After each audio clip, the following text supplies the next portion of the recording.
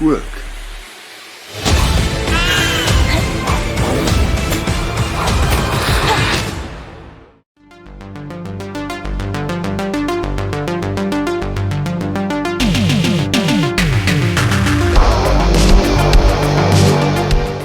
I'm quite familiar with writer-director Steve Lawson. He is the head of Creativ Studios, a film studio that I like to say puts out highbrow B-movies. And he has his most ambitious and lavish movie to date, I feel, in Wrath of Dracula. Now, Lawson's production company tends to put out what I refer to, as I mentioned, highbrow B-movies, but they tend to be based on existing historical figures or public domain properties. And he has actually produced a Dracula-based movie before that, being Bram Stoker's Van Helsing, a film I have reviewed on this channel. And this Wrath of Dracula seems to be a somewhat kind of companion piece of that, shares many of the same actors, and kind of takes kind of inspiration from different parts of the original Bram Stoker's novel. This, I guess you would say, is almost a prequel, although continuity-wise it doesn't quite match up with the Van Helsing film, so, you know, spiritual kind of like cousins, you might say. Now, let's talk about Wrath of Dracula. As I say, it's a little bit of a departure, really, from the kind of the normal type of films that come out of Creativ Studios. Now, I have reviewed a good few of these on the channel, and they tend to be somewhat kind of like conversational movies that are set around these kind of historical figures or public domain kind of stories and things like that. They tend to be very light on kind of action sequences and things like this, and much more kind of character driven and almost like a BBC drama-esque kind of style feel to it. Wrath of Dracula retains some of that, but it has much more of a kind of schlocky, kind of like more horror and action based feel to it, compared to pretty much every other movie that Lawson has made. So it makes it somewhat of a black sheep out of the catalogue of films that have come out of Creativ Studios. Let me give you a brief plot synopsis here. As I say, it takes place early in the kind of the Bram Stoker's novel, and we see a prologue where Jonathan Harker is writing to Mina whilst he is at Castle Dracula, and essentially informs her that he feels he's being held captive. And in this instance, the primary focus, or the primary character, is Mina Harker, as she travels to Transylvania to try and find out what has happened to Jonathan. And she is kind of met by Professor Van Helsing, and the two of those try to hatch a plan to both rescue Jonathan Harker, but also try and take out Dracula and his brides. Now, this is a little bit of a departure from obviously the source material. It really only takes inspiration from the novel, but then it kind of does somewhat of its kind of own thing with it a little bit. So you are seeing some familiar elements of obviously the original novel, but it obviously does kind of change the story and kind of, you know, goes off on its own thing to a certain degree. Now, what will happen? You will have to watch the movie and find out. So let's talk about what I think works in this film. Now, one thing struck me with this film, and we have to bear in mind that this film is a lower budget film. Independently produced, British movie, you know, lower budget, but I was really impressed with the production design here. You know, they do a great job of, I think, making you feel like this is certainly a more of a grandiose and lavish production than it truly is, because we get some great kind of wide shots of kind of Castle Dracula in the storm and all that, and I'm assuming it's some kind of like painting or something. We get some great kind of external shots of these kind of like old castles and things like this, and architecture to give you kind of these kind of external shots against this kind of gothic kind of looking building. There's just a good use of the environment around the kind of the woods and things like that. So and when we get the internal shots as well, we have these kind of like these old kind of fashion style kind of internal buildings and stuff, and architecture within the kind of the castle and the inn and all that kind of stuff. So I thought the production design here looked really good, as are the costumes and stuff like that. And also, I have to say, I think the vampire makeup is pretty impressive. Now, one thing that I've noticed with a lot of these creative studio movies is you know, it will say like Jack the Ripper, or it will say like Dick Turpin, and the movie is only very tangentially related to these, and you won't get much of them. I recently reviewed a mummy movie, and there was virtually no mummy in this one. This one, I would say, at least does have a reasonable amount of actually vampires on screen, and I think they look good. I think the makeup is good. It's not overdone. It doesn't look cheesy. I think it looks pretty good compared, you know, when you kind of add that with the kind of the costuming, the hairstyles and all that. I think they do a pretty good job here of making kind of your classic gothic vampire feel here. So I quite enjoyed the aesthetics. So that was all pretty good. And the movie does kind of end up having this kind of like somewhat of a schlocky element. We get a martial arts fight with Mina Harker and these kind of brides of Dracula and things like that. You know, it goes into kind of more sort of silly kind of territory, which is not the typical of the creative studio films, but more typical of kind of like the more modern sort of take on like the vampire mythos and things like that. More Buffy the Vampire Slayer than kind of Dracula in some ways. So if you're a fan of Buffy the Vampire Slayer, you may want to check this one out. It certainly has elements of that kind of property within this. I think the acting is a little bit of a mixed bag, if I'm honest, but there are some good performances. I enjoyed, you know, parts of the performance from pretty much everyone in some ways. And I think the characters are somewhat likeable. There's a little bit of elements of humour in this movie as well, which I kind of, again, is somewhat lacking from some of the kind of the previous creative studios movies, which can be a little stuffy, if we're being completely honest. It feels a lot more of a kind of a grand scale compared to previous efforts here. And I kind of like some of the changes. There's one of the things I did like, and I don't want to get into spoilers really, but they kind of have this exploration about the, how can I put this, the sexualness of Dracula, how he is able to have that kind of sexual attraction, and how that is passed on to his brides, for example, and why they are maybe so sexually aggressive to a point. I thought that was quite good. So the elements here that this film adds to the kind of the mythos of Dracula and maybe vampires at large, that I kind of quite liked. I mean, they're not massive changes. They're not like huge changes to the lore, but there's just small things here that I thought were fairly kind of good ideas.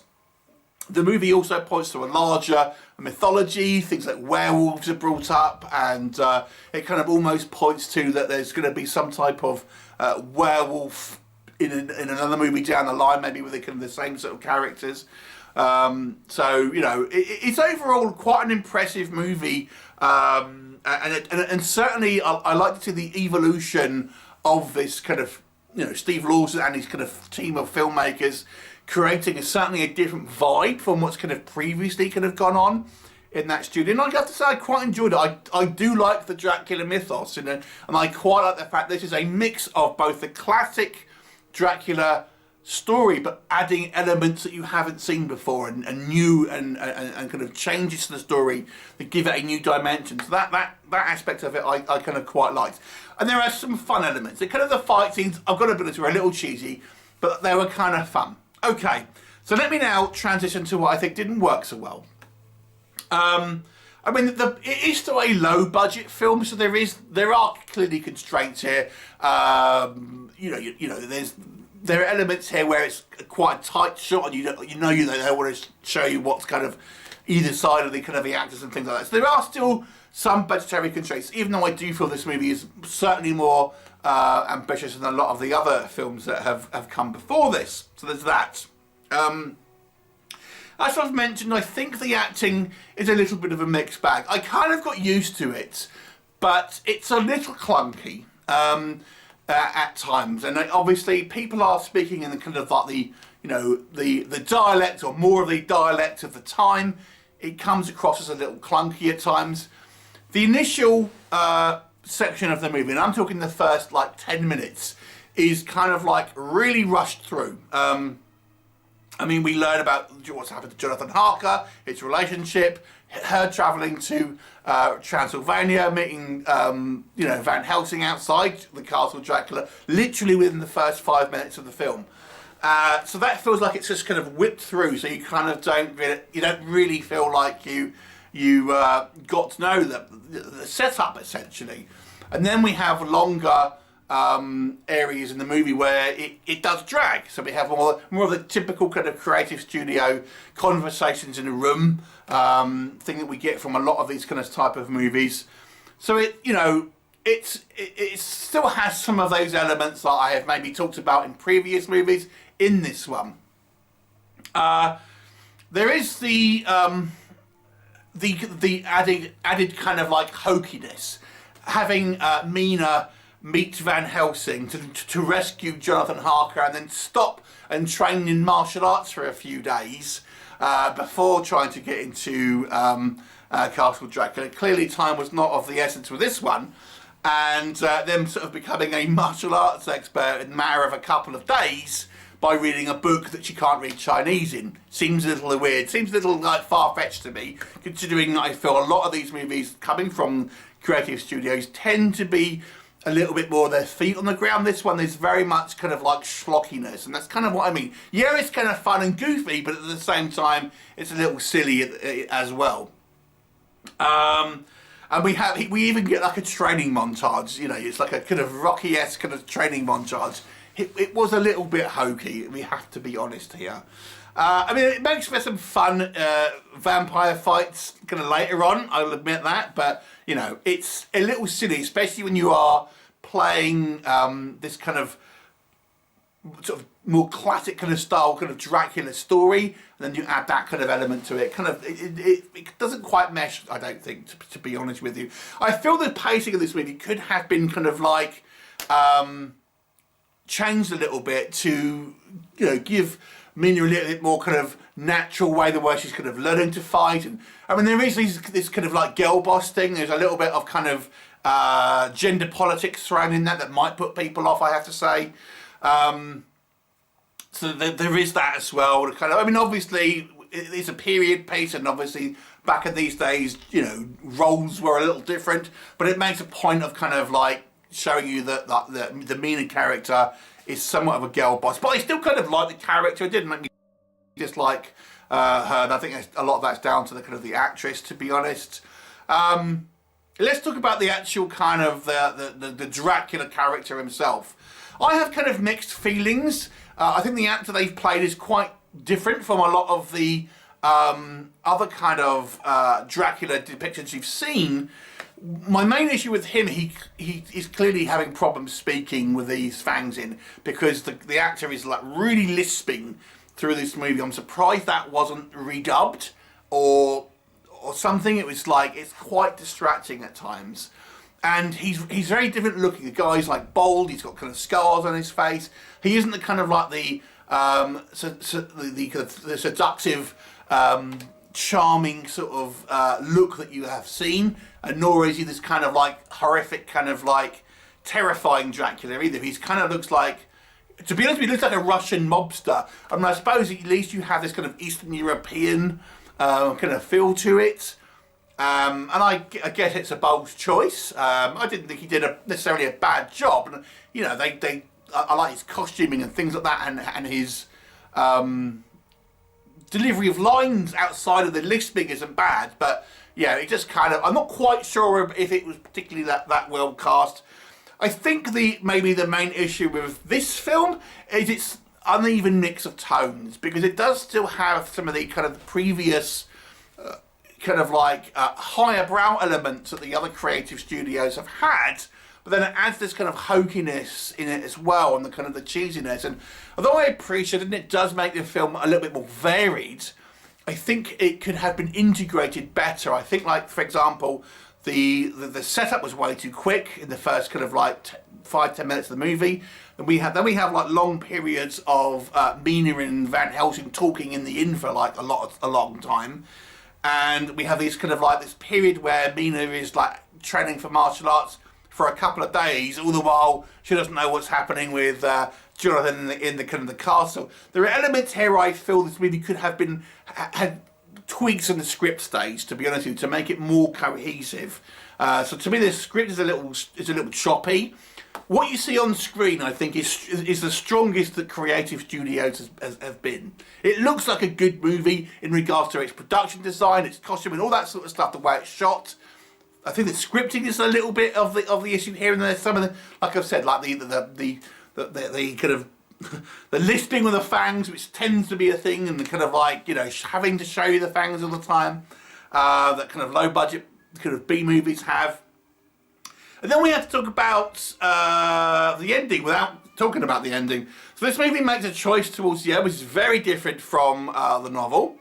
I wasn't quite expecting it, although I thought they would end up doing something that he didn't do as well. It's a different kind of take on the mythos, and you know it is what it is. They did the same thing with the kind of the Jack the Ripper story as well. So you know it's a kind of not a particularly faithful adaptation of part of the Dracula book, but I don't necessarily think that's necessarily a bad thing, because it's boring just doing a straight, you know, we've seen it before. At least they are trying something new. I will say, I think this is an above average kind of lower budget B-movie, you know, horror film. The production value and the kind of the lavish production for the kind of the budget that it has, and I think the kind of the vampire lore that it projects, and the kind of the looks and the kind of the aesthetics of the vampires make it worth watching. And there are likeable characters in this. I quite enjoyed the Van Helsing character. He's the same actor who played it in the actual Van Helsing movie. So I will give this one an above average mark of 6 out of 10. Would you watch it? Please do let me know, and I'll look forward to seeing you next time. Bye for now.